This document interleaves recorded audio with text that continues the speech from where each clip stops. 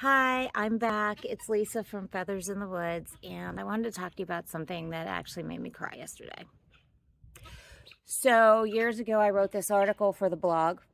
Sorry, I'm using a selfie stick because I don't have my tripod.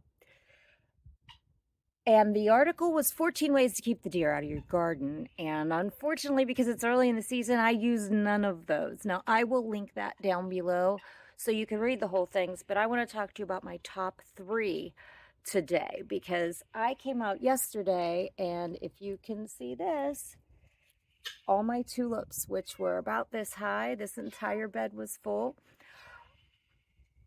all got completely destroyed overnight by deer. So that brings me to point number 1. The thing that doesn't work, what most people say, is to plant your plants very close to the house and the deer won't bother them. As you can see, the plants are very close to the house. Please excuse the cat.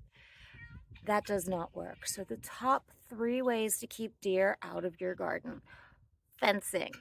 Fencing's got to be at least 6 foot high. But fencing will work.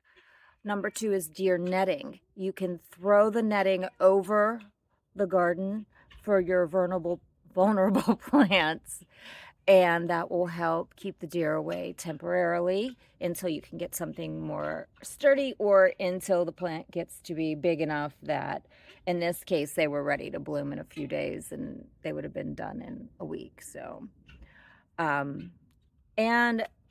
3 is floating row covers. You can get hula hoops, cut the ends off them, stick them in each end, and cover the whole bed with a floating row cover. You can use anything from commercially available row covers to tulle fabric that you would buy, like the bridal netting.